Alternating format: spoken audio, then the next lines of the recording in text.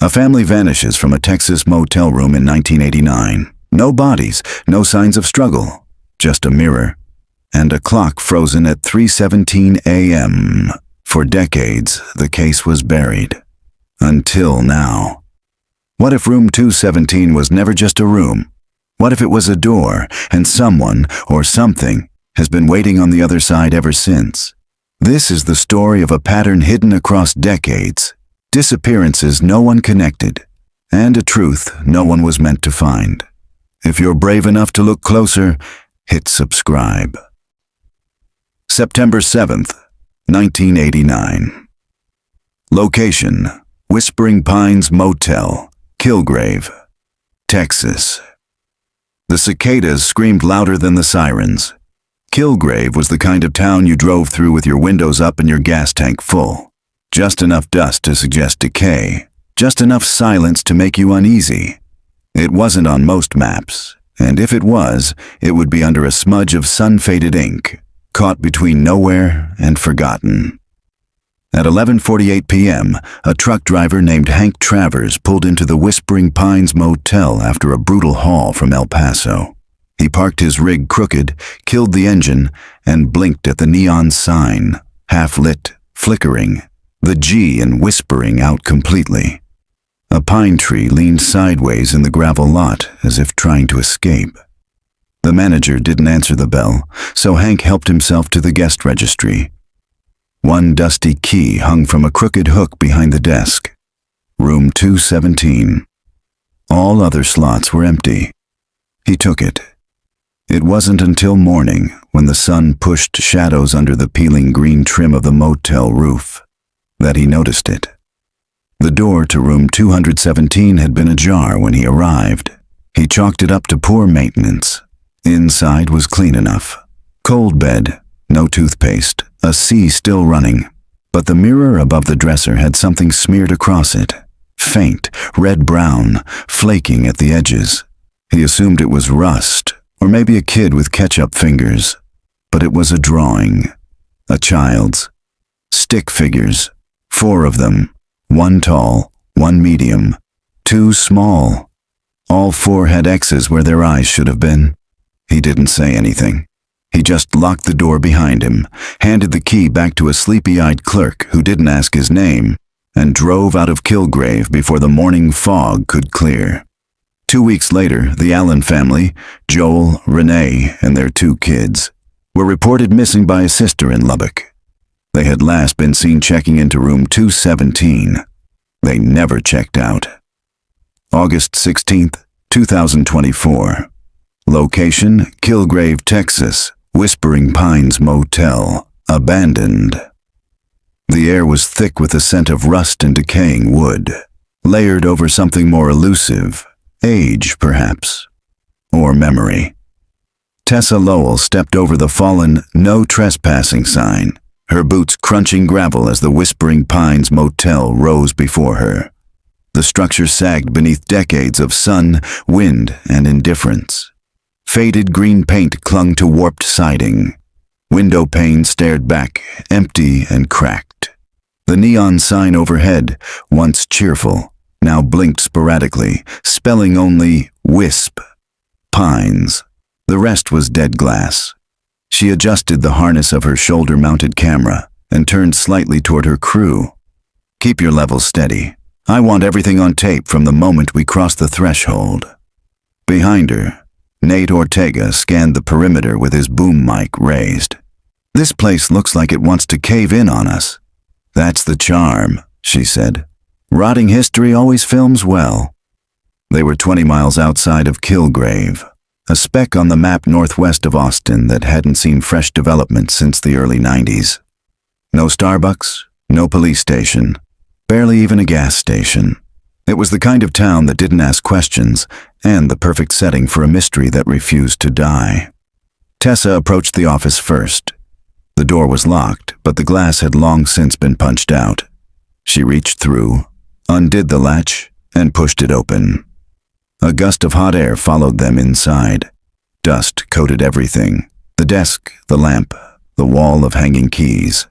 Most slots were empty. Only one remained. Room 217. Her hand hovered just beneath the key tag. She didn't touch it. "This is where they stayed," she murmured. "Joel and Renee Allen. Their 2 kids. Checked in on September 7th, 1989. Paid for 2 nights. Never checked out." Nate shifted behind her, already sweating. "And no one noticed they were missing for how long?" 14 days, until Renee's sister in Lubbock called in a missing persons report. Tessa turned to face the camera, blinking against the glare from a broken front window. Whispering Pines was almost full that weekend, but no one remembered hearing anything strange. No one remembered the kids. The family simply vanished. Outside, the wind picked up, sending dust spiraling across the lot. They made their way down the long row of rooms until they stood before the weather-warped door of 217. The frame was cracked, the brass room number barely hanging on. Tessa paused, then pushed the door open slowly. The hinges gave a hollow groan as the room revealed itself. Inside, the air was still, stale. Time had done its work. The bed frame sat splintered, the mattress long gone. Wallpaper peeled from the corners like dead skin. A broken rotary phone hung crooked on the wall beside the door. The ceiling had partially collapsed over the dresser. Near the foot of the bed was a child's sneaker, white with faded red trim. Next to it, an unrecognizable blob of crayon, melted into the carpet by heat or time. Nate cursed under his breath. "You sure we're supposed to be in here? Structurally." Tessa ignored him. Her attention had locked on the dresser mirror still mounted to the far wall. Remarkably, it was intact, and it wasn't empty. There, faint but unmistakable, smeared across the glass, were 4 stick figures. Red-brown, dried, 1 tall, 1 medium, 2 small, each with an X scratched through where the eyes would have been. It matched the original police photo, almost exactly. Except there was something else, something new. Tessa stepped closer. The sunlight angled perfectly through a gap in the ceiling, casting across the mirror's surface. Her breath caught, carved into the mirror, barely visible unless the light hit just right, were letters, jagged, deep, raw. "Don't look for us." She raised her camera slowly. "Nate, are you getting this?" "I see it," he said. "Tessa, that wasn't in any of the original reports, was it?" It wasn't." She turned off the camera. They stood in silence for a moment, listening to the creaks and groans of the rotting building around them. Somewhere in the distance, a bird screamed, high and sharp. Neither of them moved. Later, back at the Dewdrop Inn 12 miles away, Tessa sat hunched over her laptop. She had gone through the footage 3 times, pausing and scanning frame by frame. Each angle of room 217, each whisper of dust, each inch of the mirror. She stopped the playback at 12 minutes and 47 seconds. A blink of motion, barely perceptible. She zoomed in, enhanced, adjusted contrast. There, in the corner of the bathroom mirror, just over her shoulder during a slow pan, was a face. Pale, childlike, watching. She blinked, leaned forward, hit pause again. The face didn't belong to either of them. Her breath slowed. She stood, stepped back from the laptop, then locked the room door behind her. Nate had gone out for supplies. She was alone now. She returned to the screen. The figure had no eyes, just deep hollows, as if whoever had drawn the stick figures in blood had left a warning or a prophecy. She didn't sleep that night. Neither did Nate when she showed him the frame. They sat in the motel room drinking stale coffee from the machine near the front desk. Tessa kept one hand near her phone, the other gripping the handle of the camera like it could protect her. Somewhere across the parking lot, a light flickered on the second floor of the abandoned motel. But there was no power in the Whispering Pines.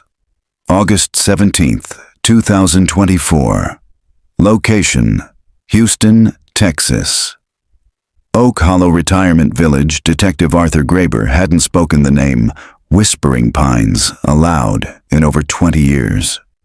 Now, sitting in the filtered sunlight of his modest retirement apartment, he stared at the paused video on his laptop, heart pounding in that slow, arrhythmic way he thought he'd left behind with stress, divorce, and early heart surgery.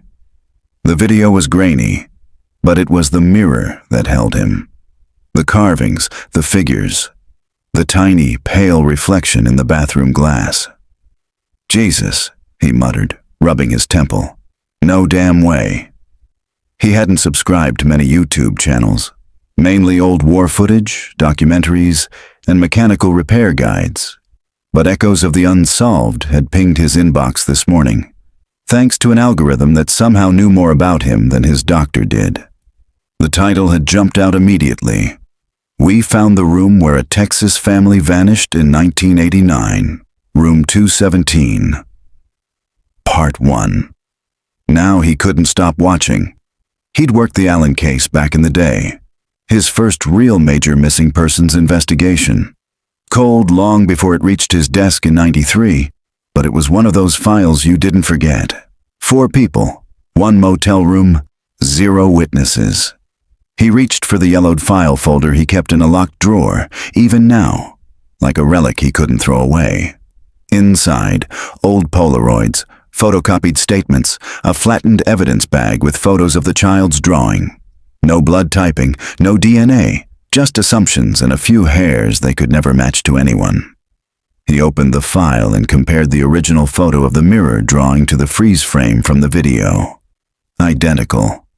Except for the carving. That was new. Graber sat back. His left knee ached. Always did when he thought too long. He looked out the window to the courtyard below, where 2 other residents played cards under a shade tree. The world had moved on. The case had moved on. He was supposed to move on too. But some things didn't let you go. He closed the laptop, placed it beside the old file, and stared at the stack for a long time. By late afternoon, he had made up his mind. Tessa answered the unknown number with a wary voice. "Miss Lowell?" he asked. "Name's Arthur Graber. I used to be a detective with the Houston police. I worked the Allen case back in '93. There was a pause on the line. I know your name. You signed the supplemental case notes. I read them. I just saw your video." She hesitated again. "I thought the file was closed." "It was," he said. "But you opened it." He heard her breathing quicken. "You saw the mirror? The carving?" "I did.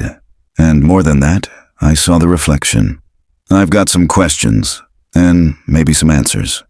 He gave her his address. She said they'd be there in 3 hours. Tessa and Nate arrived just before sunset.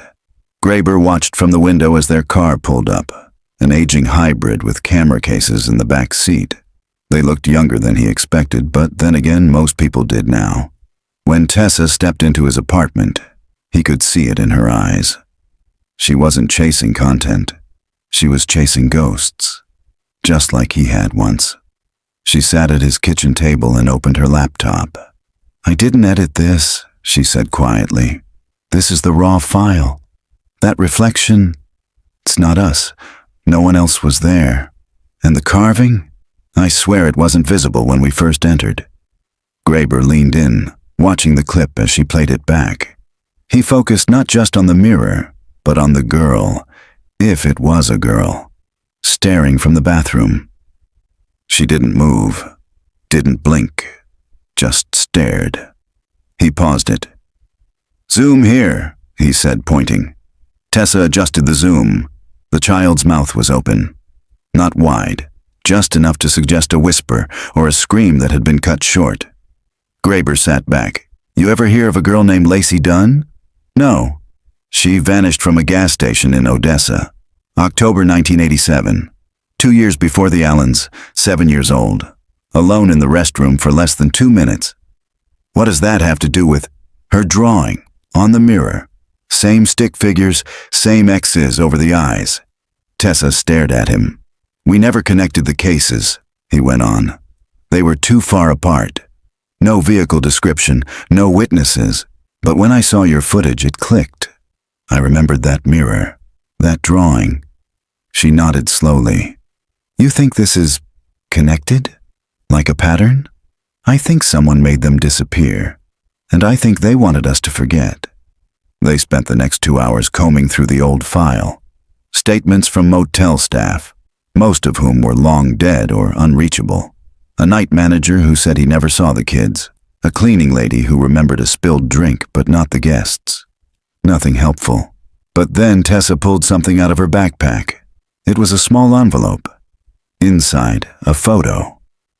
This was mailed to my mother in 1991, she said. No return address. She tucked it into the same shoebox where she kept the news clipping. I found it after she passed. Graber studied the photo. It was grainy, slightly torn at the corner, but the image was clear enough. A young girl standing beside a payphone, dirty hair, wide eyes, her shirt, oversized, unfamiliar. Behind her, a signpost for a rest stop on Highway 287. A blurred figure just stepping out of frame. This looks like Hope Allen, he said, voice barely above a whisper. Tessa nodded. I compared it to school photos. It's her. At least, I think it is. Graber's hands trembled as he set the photo down. For the first time in 30 years, the silence around room 217 had cracked open, and something was leaking through. August 18th, 2024. Location, Odessa, Texas, former site of Sunoco gas station. The lot was empty now. A cracked slab of concrete and a sun-faded closed sign still clung to a rusted fence post, the only marker left where the old Sunoco station once stood. The highway ran just past it, a slow, dull ribbon of faded asphalt baking in the sun. Heat shimmered in waves off the pavement. Tessa shielded her eyes as she stepped out of the car. Nate behind her, gear bag in hand. This is where she vanished? Nate asked. According to the report, Tessa replied, scanning the area with her camera. Lacey Dunn, October 21st, 1987, 7 years old, in the bathroom alone for 2 minutes. Her mother came out of the restroom and she was just gone. And the mirror? In the women's restroom, drawing was found the next morning by the owner. One tall stick figure, one small, eyes X'd out. They crossed the gravel lot. Most of the structure had been bulldozed years ago, but the bathroom walls remained. Graffiti-covered cinder blocks, gaping roof, weeds growing through the tiles. It smelled of dry earth and rust. Inside, the old mirror was long gone. Only the outline of its frame remained on the stained wall. Tessa filmed slowly, capturing the decay. She moved toward the corner where the drawing had allegedly been found, according to the long-buried police file Graber had shown her last night. This is where it started, she said softly, more to herself than to the mic. 2 years before room 217. But the same hand, same message, same vanishing act. A hollow wind blew through the broken wall. She knelt down. Something caught her eye beneath the tile. A flash of plastic, mostly buried in dirt. She reached in, fingers brushing something cool and thin. A cassette tape. Nate crouched beside her. You're kidding. Tessa turned it over. The label was handwritten in smudged ink. Forgetting is safer. Back at the motel that evening, Tessa set up a cassette player she'd borrowed from a local thrift store. Graber was on speakerphone. Don't fast forward, he warned.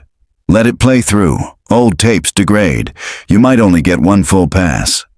The tape crackled to life. A soft hiss, then a voice. Male, calm, slightly distorted. If you're hearing this, then you found one of the places. I didn't want to do this, but someone has to remember. Someone has to see it. It started earlier than they think. Not just the Allens, not just Lacey Dunn. They were practicing, perfecting. Tessa exchanged a glance with Nate. It's not random. It's not just one person. It's a pattern. And it follows the same path: small towns, isolated exits, single-story motels. Look for the broken clocks. They always leave the clocks broken. Silence. Then the tape clicked, auto-flipped, and continued. Room 217 wasn't the first. It wasn't the last. You think you're making a documentary, but this isn't just a story. It's a door, and once it opens, another click. Then static. That was it. Tessa sat back. The air in the motel room felt heavier than before. Nate reached over and stopped the player. "That was recent," she said finally. "That voice. That wasn't recorded in the 80s. Graeber's voice crackled through the speaker. "You're right. That cassette stock wasn't even manufactured until 2006. "So someone planted it?" Nate asked. "Or left it knowing someone would come?" Graeber replied. "Someone who wants the truth out, but only part of it." Tessa opened her notebook. There was something the voice had said that stuck in her brain like a splinter. "Look for the broken clocks." She flipped back through her notes, then tapped the photo of room 217, the raw still frame she'd taken from their footage. She zoomed in on the dresser. The alarm clock. It was there, obscured, but visible, frozen at 3:17. Nate pulled up the photo from the Odessa police file. The gas station bathroom had a clock mounted on the wall in the upper corner. 3:17. Tessa didn't breathe for a moment. "They're marking the time," she said. "Same time, different places, years apart." Graeber was silent for several long seconds. "I need to send you something," he said at last. "It's from a case I never closed. It never went public. I buried it because it made no sense." "Where?" Tessa asked. "Wichita Falls, 1992. A boy, motel bathroom, same drawing, same time." Tessa's fingers curled around the notebook, knuckles white. "There's a trail here," she said. "We're just starting to follow it." That night, she lay awake, the cassette voice echoing in her ears. This isn't just a story. It's a door. And she had opened it.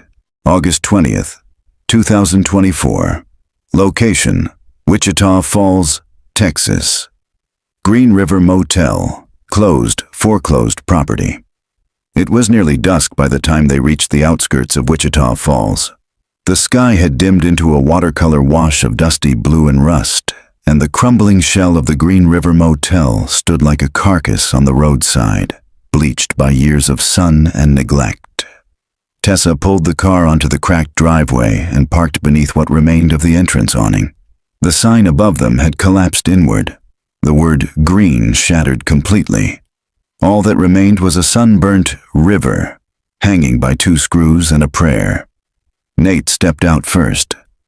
"Tell me again why we don't wait until morning." "Because the trail's still warm," Tessa replied, grabbing her flashlight and shoulder rig. "And because this place is scheduled for demolition next week." She retrieved the printed case file Graeber had emailed the night before. A never-public report from 1992. A missing boy, 7 years old. Name: Owen Laird. Disappeared from the Green River Motel's public restroom while his father filled out paperwork in the office. The case was quietly shelved.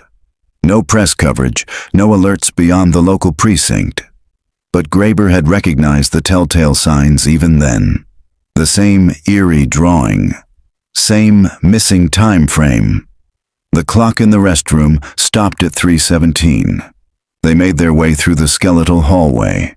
The air was heavy, scented with mildew and age. Vines had broken through the window frames, snaking through the drywall. The building exhaled faint creaks with every step. The restroom was located in a side corridor between rooms 104 and 105. The door stood partially open, hinges rusted. Tessa stepped inside first. The tiles were the same institutional green-gray that lined most roadside restrooms from the era, but here they were stained dark in patches. The mirror above the sink was shattered, but enough shards remained to reflect jagged pieces of the room. Nate stepped in behind her. "Think it's still here?" "Not what we're looking for," she said, scanning the walls. But maybe what was left behind. Tessa crouched near the far stall, lifting a broken piece of linoleum. Her flashlight glinted off something metallic, a small brass button. A child's. She bagged it. Then, just behind the water-damaged cabinet, she saw it. A piece of masking tape, old and curled at the corners, stuck to the wall.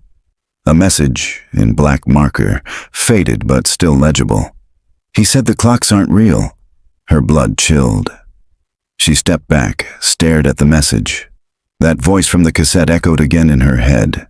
This isn't just a story. It's a door. Someone's been here, she said quietly.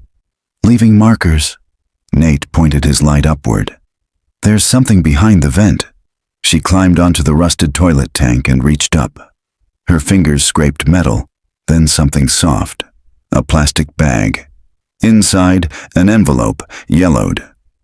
Dated, May 7th, 1993. It was addressed only with a name, Graber. They opened it back at the motel. Inside the envelope were 4 photographs, all Polaroids, all blurred at the edges but intact. The first, a motel hallway. Could be anywhere. The second, a child's drawing, stick figures again, this time 5 of them. The 5th figure smaller than the rest. The third, a reflection of a girl in a bathroom mirror, just her face, no eyes. The 4th, a wristwatch, broken, the hands frozen. At 3:17, there was no note, no explanation. Tessa held the photos in silence, her eyes lingering on the drawing. 5 figures, Nate said. That's new. Tessa nodded. Someone added themselves, or someone else. They called Graber immediately. He answered on the second ring, voice gravelly and sharp. You found it. You knew it was there, she said. I didn't. I hoped, he said. Back in '93, I got a phone call at 3:17 in the morning. No voice. Just a whisper. It's not over. A few days later, someone broke into my apartment. Took nothing, left no sign except for that tape over my bathroom mirror. He said the clocks aren't real. Tessa's heart kicked against her ribs. So why didn't you report it? I tried. No one listened. They thought I was going under. I think they wanted me to. So I shelved the file. But I never forgot. She looked at the 5th stick figure again. It was bent at the knees, arms out, almost like it was reaching for something, or someone. Back at the motel, while Nate showered, Tessa stared at the photos again. She scanned each one into her laptop, adjusting levels, sharpening details. On the 3rd photo, the bathroom reflection, she zoomed in to the edge of the mirror frame. There were numbers, carved faintly into the glass. 217. She didn't sleep. August 22nd, 2024. Location, Lubbock, Texas. Valley Pine Adult Care Center. The woman in room 14 hadn't spoken about 1986 in 37 years. She sat by the window now, brittle hands folded in her lap, eyes locked on the wind chimes outside. Her name was Evelyn Crowther, though no one called her that anymore. The staff referred to her as Evie, like a child. Tessa wasn't sure what she expected when she walked into the room. Maybe something broken beyond recognition. But Evelyn looked remarkably intact. Tired, but not fragile. Old, but not erased. Her sharp green eyes flicked up the moment Tessa stepped through the door. You're not a nurse, Evelyn said, voice dry but clear. Tessa stepped forward slowly. No, ma'am, I'm making a documentary. I was hoping you might help me with a case from the '80s. Which one? Tessa paused. Whispering Pines Motel, Kilgrave. Room 217. The old woman didn't blink. She only leaned back in her chair and exhaled softly. They're still digging that hole, huh? Nate stayed by the door, holding a small audio recorder. Tessa moved to the chair across from Evelyn. I'm sorry to ask you to go back. I know it's not easy. I was 16 when I disappeared, Evelyn said. Came back 5 days later. No memory. They called it a fugue state. Psychiatrists said it was a breakdown brought on by grief, hormones, trauma. But I wasn't grieving. I wasn't broken. Where were you? Tessa asked. Kilgrave, Evelyn said. Not the same motel. The one across the highway. The Pine Side Motor Inn. It's gone now. Burned down in '89. But I was there. Room 12. Do you remember what happened? I remember the mirror. Evelyn turned slowly toward the window. Her eyes lost focus. There was a girl inside it, she said. She didn't move like I did. She was a beat behind. She looked like me, but not me. She watched. Always watched. Tessa swallowed.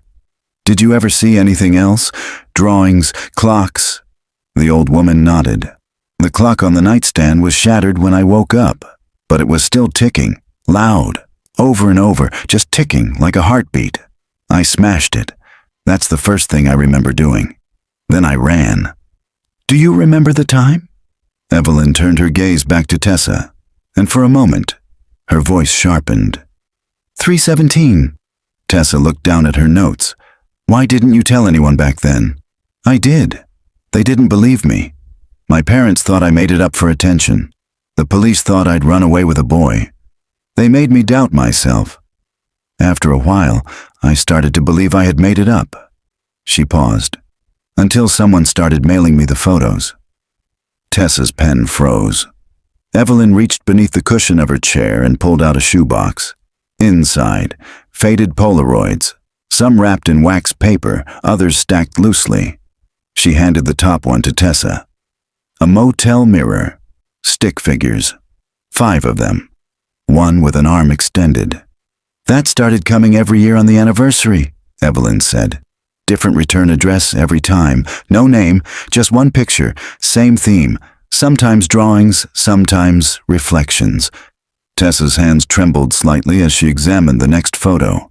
This one was taken from inside a motel room, a child's shadow in the doorway. The mirror across the room showed no one. The sender wanted you to remember, Tessa whispered, or wanted me not to forget, Evelyn replied. Maybe they were making sure the door stayed open. The phrase echoed, a door. Tessa reached into her bag and pulled out the 3rd Polaroid from Wichita Falls, the girl in the mirror with no eyes. Evelyn's face paled. She held the photo like it might dissolve. I've seen her, she whispered. In my dreams, in reflections. For years, who is she? I don't know, Evelyn said, but I don't think she was ever real. Not in the way we are. I think she's something made, left behind, like a footprint. Tessa leaned forward. Evie, do you know who left the pictures? The tapes? Evelyn didn't answer right away. Her eyes filled with something that looked like grief mixed with fear. I had a brother, she said finally. Daniel, he disappeared in '85, motel restroom in Amarillo. No one cared, one kid from a trailer park. I think he's the one sending them. Tessa's heart stopped for half a second. You think he's alive? I don't know what I think anymore, Evelyn whispered. But I know his drawing was the first one. They didn't call it a pattern then. They just called it bad luck. Tessa reached for her recorder and turned it off. Evie, she said gently, would you be willing to talk more about what you remember? Maybe on camera. The woman looked out the window again. The wind had shifted, and the chimes were silent now. I'll talk, she said. But not here, not in daylight. I remember better at night. Why? Because that's when she comes, Evelyn said. August 24th, 2024. Location, Kilgrave, Texas, Whispering Pines. Motel return visit. They didn't speak much on the drive back to Kilgrave. Graber sat in the passenger seat, the file folder clutched against his chest like it might fly away if he loosened his grip. Tessa kept her eyes on the road, but her mind circled Evelyn's words like a slow, predatory orbit. I remember better at night, because that's when she comes. When they arrived, the motel looked exactly as it had a week earlier, except for one thing. Someone had cleared the parking lot. The overgrown weeds were flattened, the no trespassing sign was gone, and the faint tire tracks curved through the gravel. Not recent, maybe a day old, but recent enough to raise every hair on Tessa's neck. Graber got out of the car slowly. "This wasn't like this last time."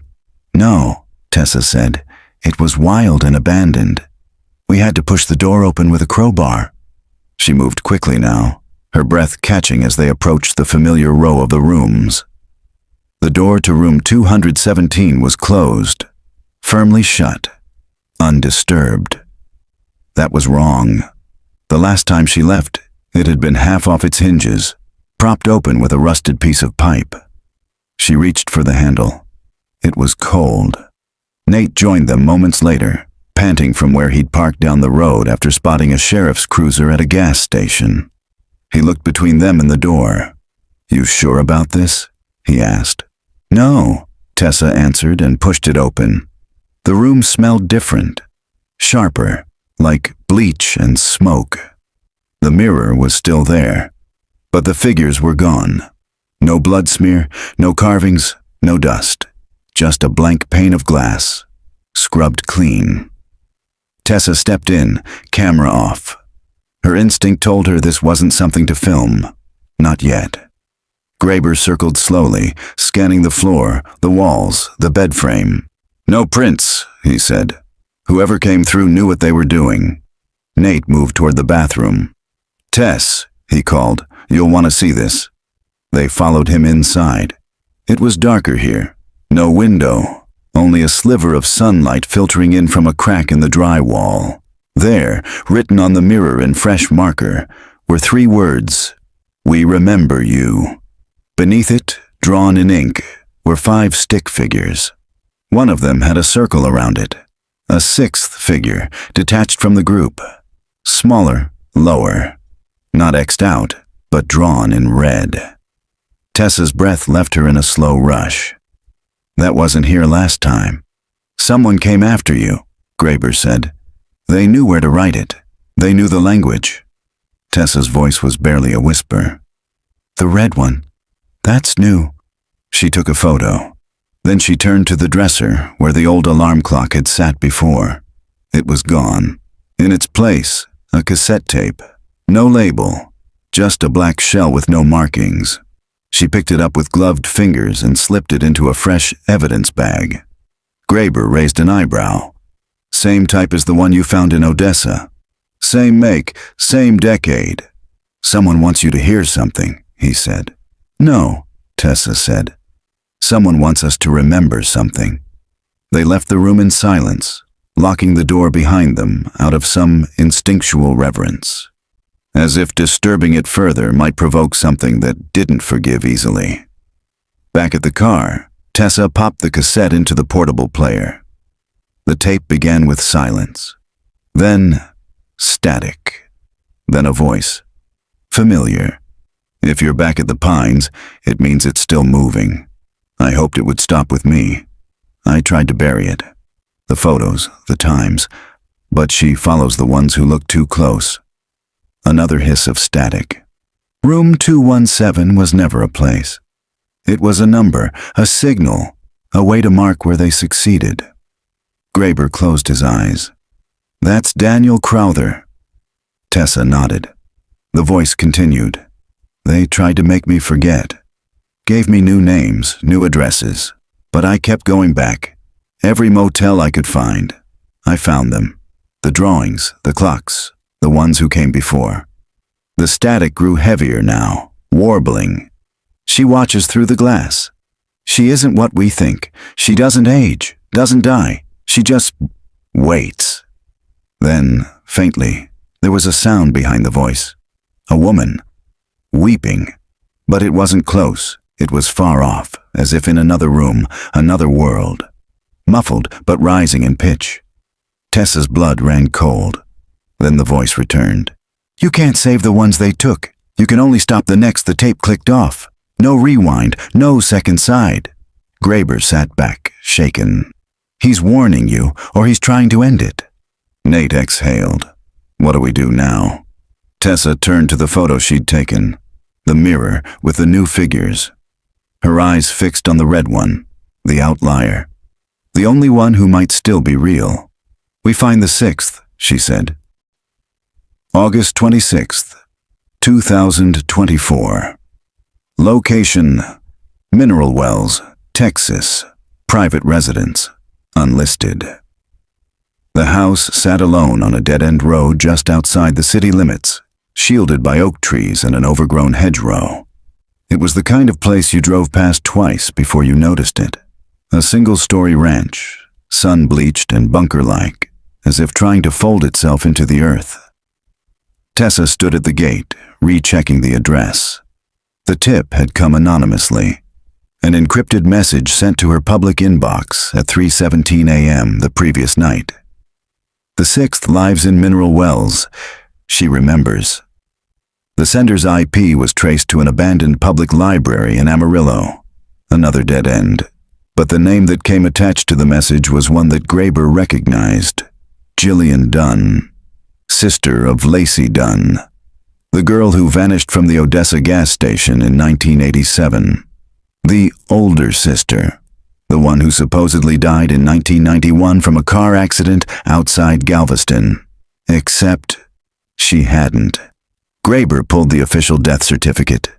The details didn't add up. The driver was unnamed, no autopsy recorded. The signature on the paperwork?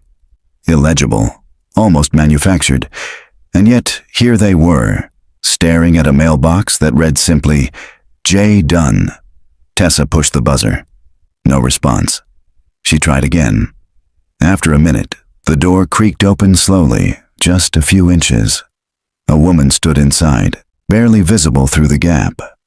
Mid-40s, hollow-cheeked, dark circles beneath her eyes like bruises grown from the inside. She stared without blinking. "You're here for her," the woman said. Tessa swallowed. "Jillian?" The door opened a little farther. She nodded. "You're not with them?" "We don't know who they are," Tessa said. "We're just following what's left." Jillian stepped back and let them in. The interior of the house was sparse. No photos, no clocks. The windows were covered with blackout curtains. A mattress sat on the floor in the living room, beside stacks of notebooks, audio tapes, and a small television with no antenna.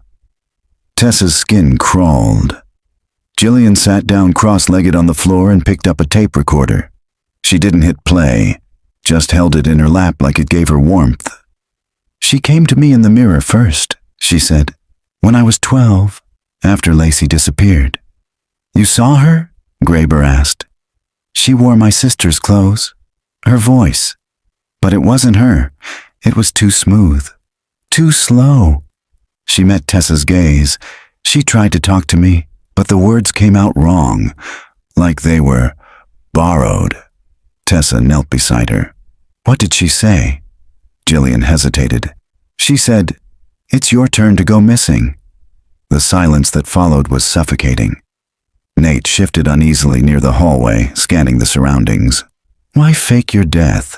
Graber asked gently. "Because I didn't want her to find me again," Jillian whispered. "Because every time someone remembers, she wakes up a little more." She handed Tessa a notebook. Inside were sketches, hundreds of them. Mirrors, motel rooms, faces, stick figures over and over, some with 6, some with 7, some with none, and a crude floor plan. Tessa studied it.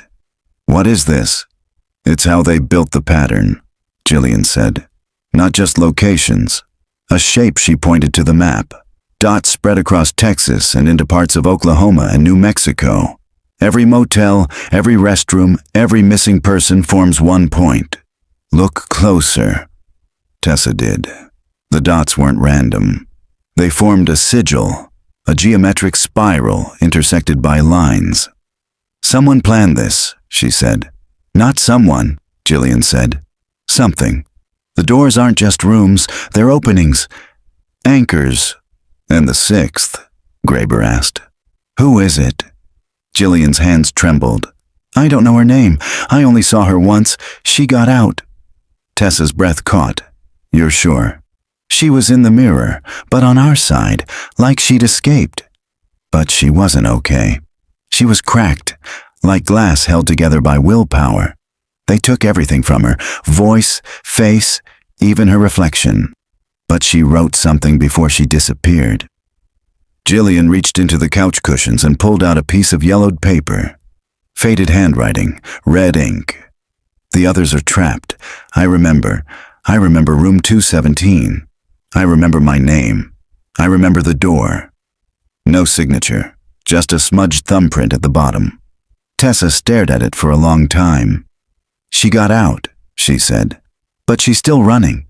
She's not the only one, Jillian said. Every 10 years someone else escapes, but they don't stay sane. They either vanish again or become something else. What else? Nate asked quietly. Echoes, Jillian said. Reflections, warnings. Outside, the wind kicked up, rattling the hedgerow. A branch scraped across the window like fingernails. Graber stood. We need to map this out. This pattern. If it's real, we're looking at design. Intelligent movement. Someone trying to build something with people. Tessa nodded. And we find the sixth. Whoever she is, before they do. Jillian looked up sharply. You're already too late. They froze. She reached out 2 nights ago. I got a letter. No return address. She handed it over. Inside was a photo. A girl, late teens, dark hair, pale skin, standing in front of a boarded-up gas station in Clovis, New Mexico. Eyes empty. Smile. Wrong. On the back, written in red pen, I remember. I am remembering. I am what's left. August 28th, 2024. Location, Clovis, New Mexico. Abandoned Sinclair gas station. The Sinclair station had been closed for over 30 years, but it hadn't been forgotten. The building stood on the outskirts of Clovis, its cracked green dinosaur sign still towering above the highway like a fossilized warning. Weeds sprouted through the pavement, and the windows had been boarded up so long ago that the nails were rusted into the wood. Tessa stared up at the facade. The photo from Jillian's envelope had been taken here, this exact place. Same sign, same flaking paint, same boarded-up window to the left of the door.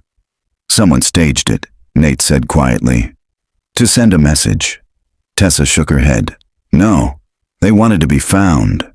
Graber was already halfway across the lot, scanning the building's perimeter. He'd been quiet since Mineral Wells, haunted, somehow, like pieces of something long suppressed were starting to shift inside him. Over here, he called. Tessa and Nate jogged over. Graber was kneeling near the wall beside the restroom entrance. There, scratched into the stucco, were faint words. Deep but faded, like they'd been carved with something dull. I remember, room 217. Below it, I am what's left. The same message from the back of the photo. Tessa's fingers brushed the letters. They were real, carved by hand. I think she was here, she whispered. They pried open the boarded entrance using a crowbar and stepped into the darkened station. The interior had been gutted decades ago. No shelves, no register, just peeling paint and scattered debris. Dust danced in the light shafts that cut through gaps in the boards. Nate swept the flashlight slowly across the floor, landing on an odd shape in the far wall. A square outline, seamless, almost invisible, except for the corner which had started to peel. A false panel. Graber stepped forward. She left something. They pried the panel off. Behind it, wrapped in layers of cloth, was a camcorder, late 90s model, heavy, magnetic tape. Beside it, a battery pack, 2 spent cassettes, 1 fresh. Tessa knelt and opened the compartment. A tape was inside, labeled in shaky handwriting, "Play me first." They returned to the motel and rigged the camcorder to play through Tessa's laptop. The footage began immediately. A girl, the same girl from the photo, thin, pale. Her hair was wet, matted to her face. She looked no more than 17, though her eyes carried something ancient. She sat in a dim room, no identifiable features behind her, just a cracked mirror on the wall. "If you're watching this, I got out." Her voice was hoarse, almost mechanical. "My name is Lena. I think that was my name. I'm not sure anymore. They took it from me. But I remembered the number. 217, over and over. They made us draw it. Made us watch." She lifted her arm. A tattoo, homemade, inked crudely across her forearm. 217. They kept us in places with mirrors. We were never alone, even when we were.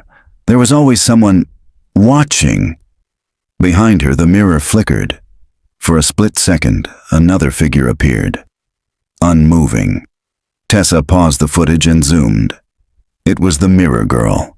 The same hollow-eyed child from Odessa. From room 217. From Evelyn's sketchbook. But older now, different, almost human. Graber leaned in. "She's becoming them." Tessa resumed playback. "I escaped through a vent in the bathroom. It was sealed, but I broke it. I left the others behind. I couldn't go back. I hear them at night. They whisper through pipes, through walls, through glass." She reached toward the camera, desperate. "If you found this, find the others. They're still alive. Somewhere. I feel them. They dream in my head." The footage cut out. Static. Then it resumed. This time, Lena was older. Same room, same mirror. But her eyes were gone. Not missing, just blank. Washed over with gray, as if drained of their humanity. She spoke again. "Forget me. Forget us.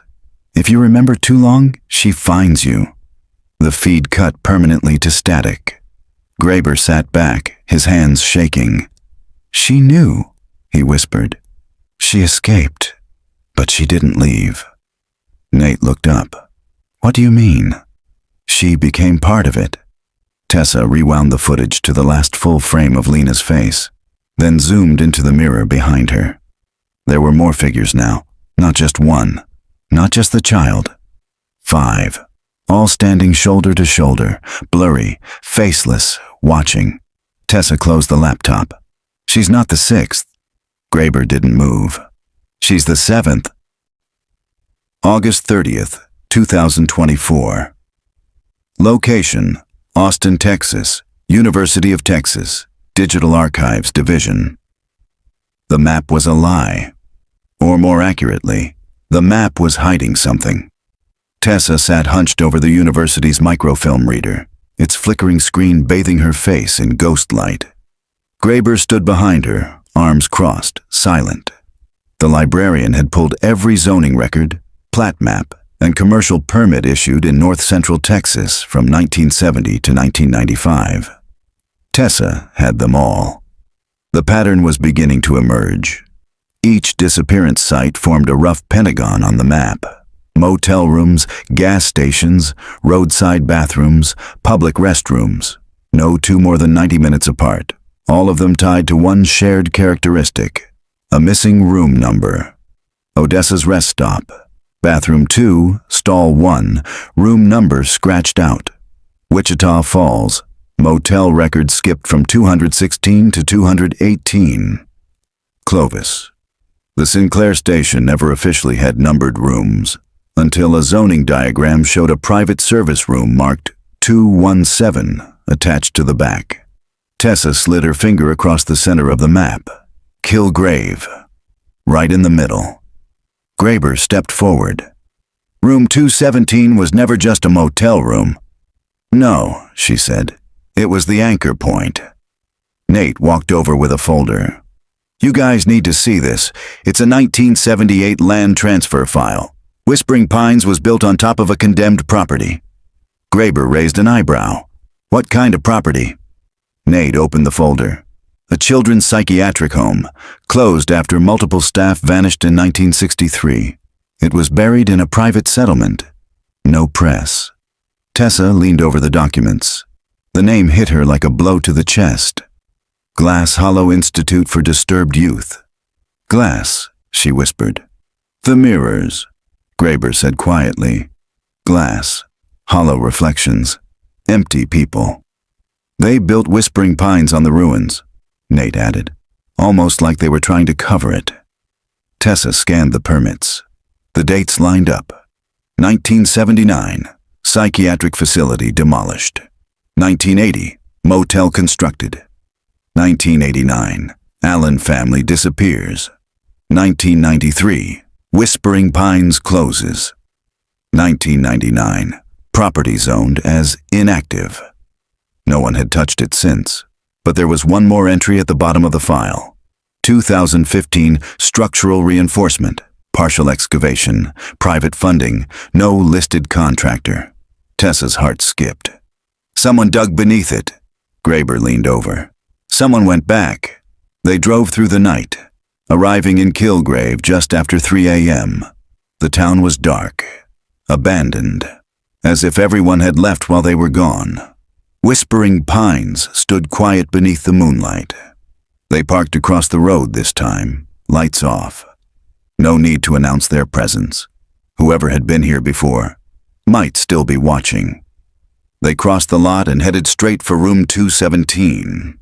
The door opened before they touched it. The room was empty, stripped bare, the mirror gone, the dresser gone, floorboards pried up. "What the hell?" Nate whispered.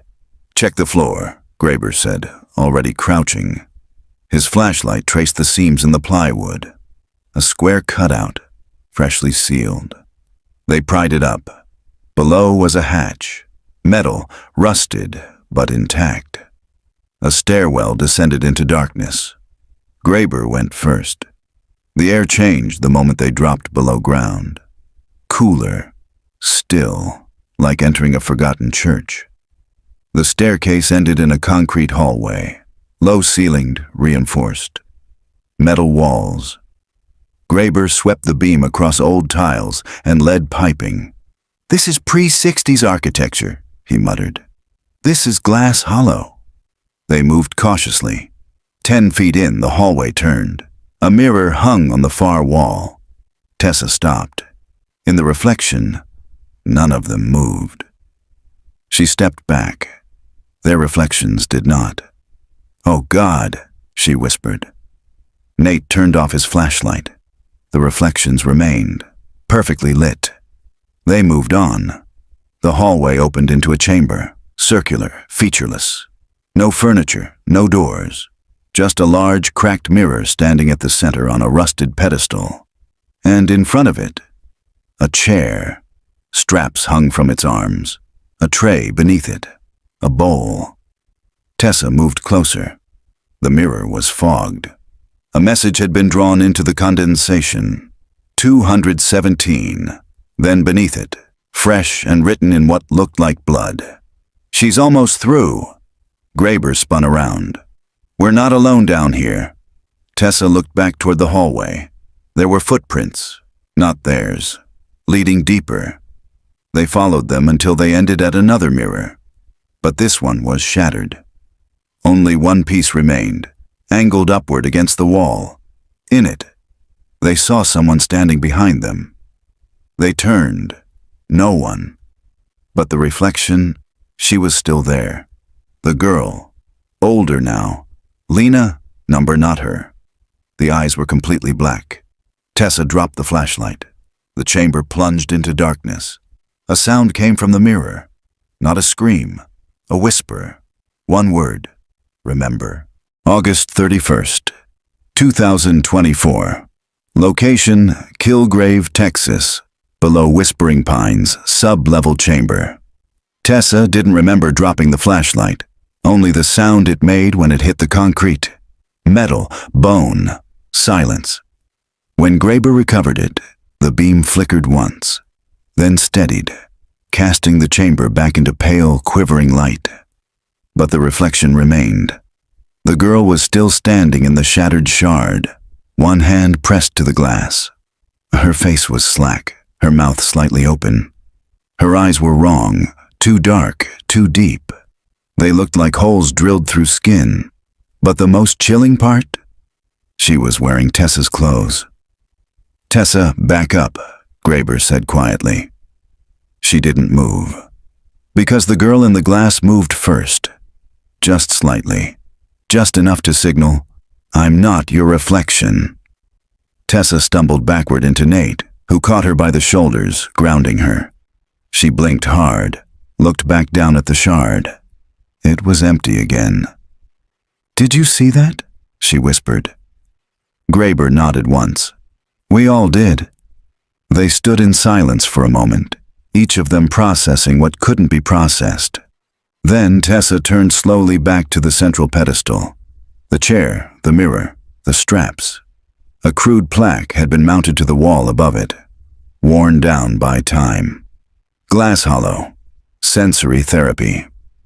Suite 4. B observation subjects 217 to 223. Below that, scratched into the wall, were dozens of names. None complete, most only initials. One, however, was circled over and over in red marker. L. Dunn. "Lacey," Tessa whispered. "They brought her here." "Not just her," Graber said. "All of them. This place isn't a prison, it's a doorframe. They brought kids here to study what comes through." He turned to Tessa. "They didn't disappear. They were made part of it." The mirrors weren't windows. They were passageways. Soft places in reality where something else could bleed through. Nate's voice broke the silence. "So, what happens if someone enters it willingly?" Tessa looked at him, horrified. Graber answered instead. "We don't know. That's the problem. Every victim was taken unwillingly, forced, but what if someone stepped in by choice?" "You'd be offering something," Tessa said. "An anchor, a name, a shape. A way for it to finally stabilize," Graber finished. Tessa turned back to the mirror. It wasn't fogged anymore. It was waiting. She walked forward. "Tessa," Nate said quickly, grabbing her wrist. "No." "She's trying to reach me," Tessa said. "She's been in the footage, the reflections, the dreams. Maybe she is me. Or maybe she's what I become." Nate's grip tightened. "We don't know what's behind that thing. You step through, you don't come back." "She's not stepping through," Graber said. They both turned. "I am." It was the first time Graber had looked certain in days. "I started this case 30 years ago," he said. "I buried the files, ignored the patterns. Maybe I made it worse by walking away." Tessa shook her head. "Number, you've helped more than anyone. You found the links. But I never paid the price," Graber said. "They all vanished. I got to grow old. That's not balance." He stepped toward the mirror.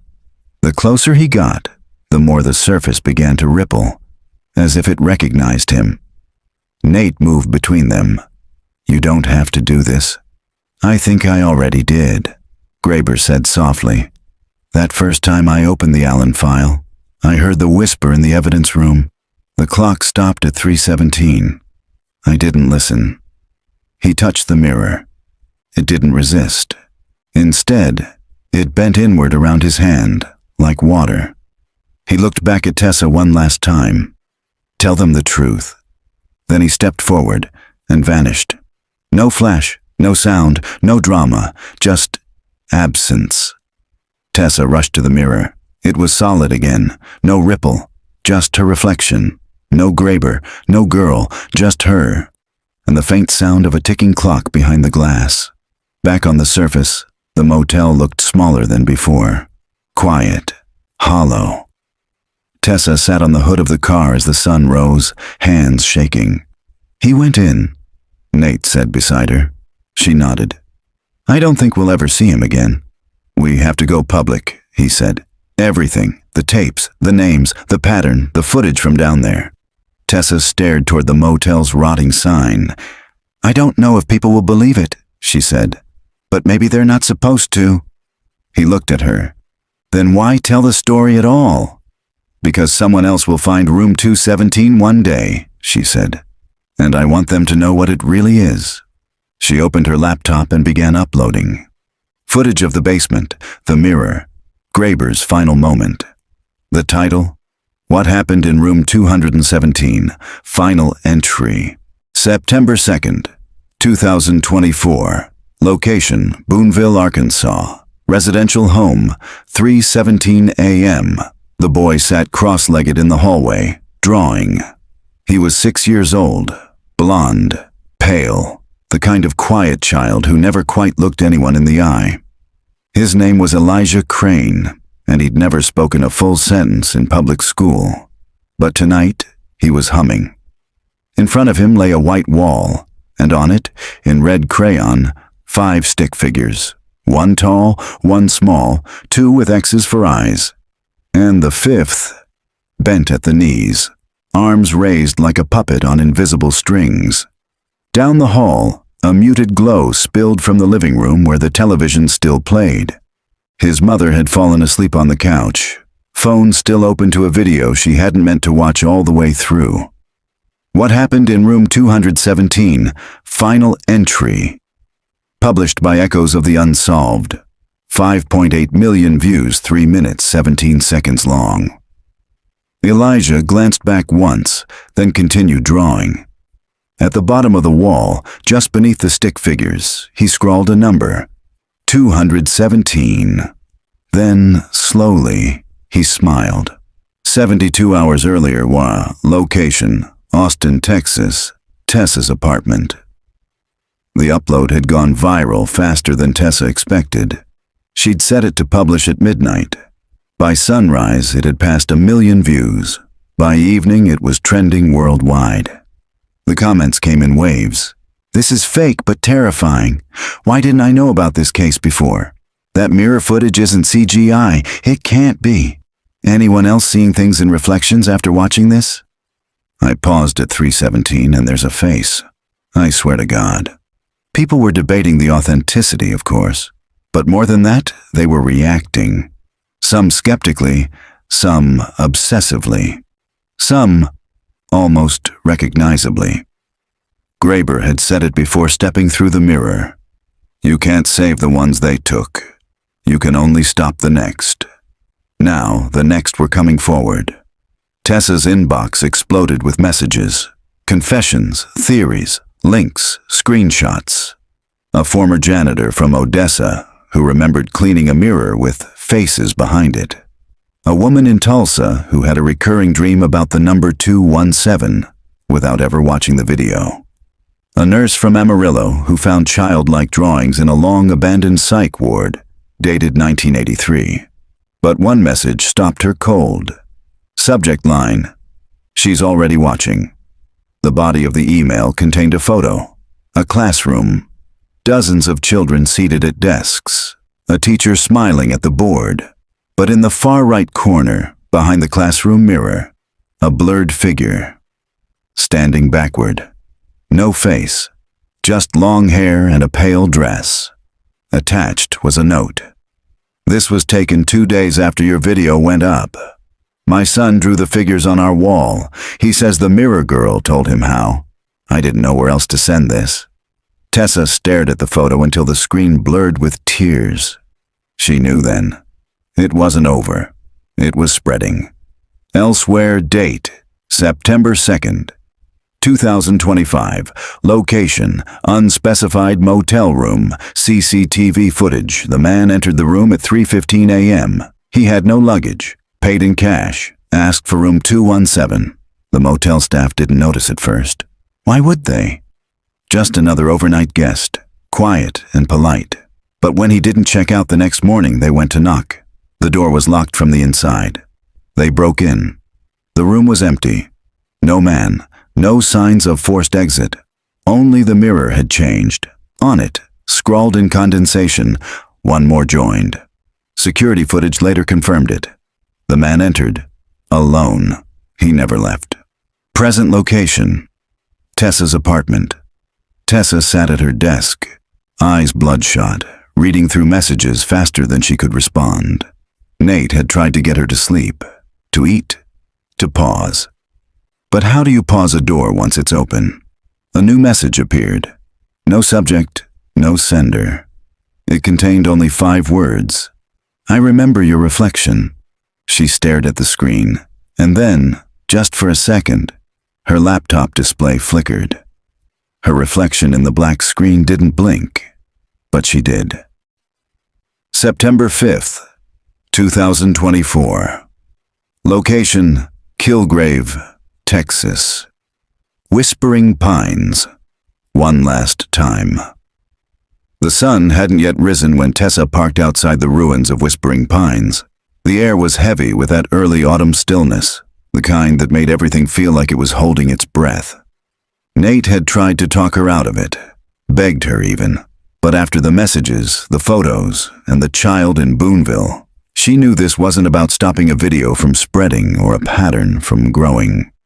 It was about the mirror, about what was still behind it. She stepped out of the car and walked across the lot, flashlight in hand. This time she came alone. No cameras, no bags, no backup. Only a small mirror she carried in her jacket pocket. Evelyn's mirror. The one she'd kept hidden for decades, the one that had never broken, never fogged, never changed, until now. Tessa passed the ruined door of room 217. It hung askew, shattered from their last visit. Dust shifted beneath her boots as she stepped over the threshold. Everything was the same, and yet she could feel it.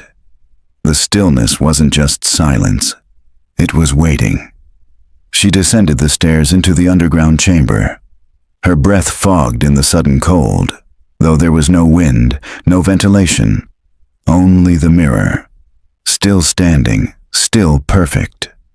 It shimmered as she approached, the surface rippling ever so slightly, as if it recognized her. Tessa stood before it, holding the smaller mirror in her hands like an offering. "Who are you?" she whispered. The surface bent inward, warping her reflection. Then, a voice spoke, not from the mirror, from behind her. "You already know." She turned. There, standing in the dark, was a figure. It was her, not identical, not a twin. This version of Tessa was sharper, paler. Her movements lagged by half a breath, like she was remembering them a second too late. The voice came again, layered, not just one tone, but many, all slightly misaligned. "You opened the door. Now you must close it." Tessa backed away. "What are you?" "I am the memory of everyone who was left behind.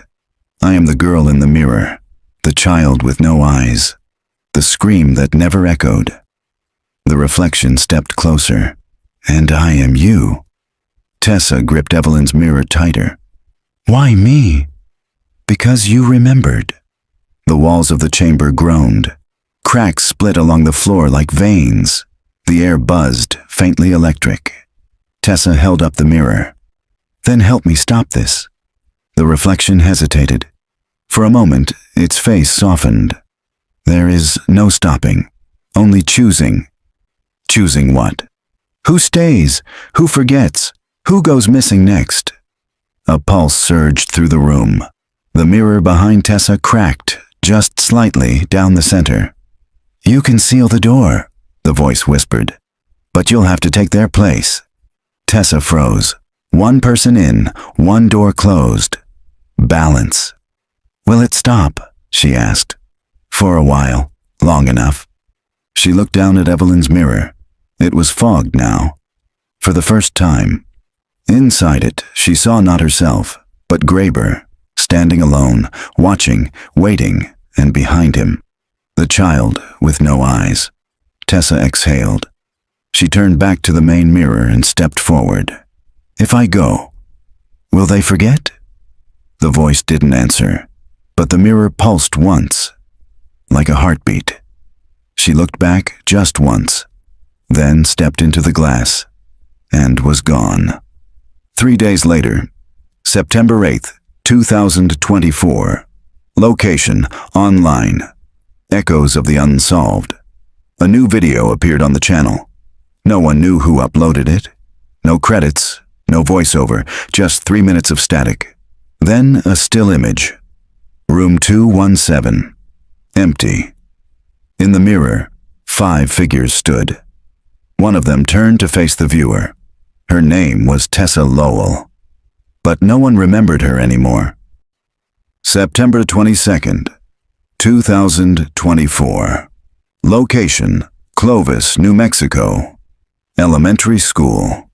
The boy sat quietly in the counselor's office. He was 7. Thin, nervous hands. The kind of child who watched reflections more than people. His teacher had found him sitting alone in the hallway again, tracing numbers on the tile with his finger. This time, it was the number 217. The school had called his mother. She hadn't answered. The counselor sat across from him now, offering a patient smile. "Elijah," she said gently, "you've been very quiet today. Can you tell me what you were drawing?" He shook his head. "Were they friends?" she asked. He hesitated, then nodded. She tilted her head. "How many friends?" He held up 5 fingers. "Were they with you?" she asked. His eyes flicked toward the full-length mirror on the office wall. He nodded again. The counselor turned to glance at the mirror. It was ordinary. Plain. No smudges, no cracks. But for just a moment, as she looked back toward the boy, she caught the faintest movement out of the corner of her eye. Not her reflection. Someone behind it. She blinked. It was gone. Outside, the school bell rang. The hallway filled with voices, children laughing, doors creaking open. But inside the office, everything stood still. Elijah leaned forward, one hand on the table. "Her name was Tessa," he whispered. The counselor froze. "What?" "She's in the mirror now." He looked up, and for the first time in weeks, he smiled.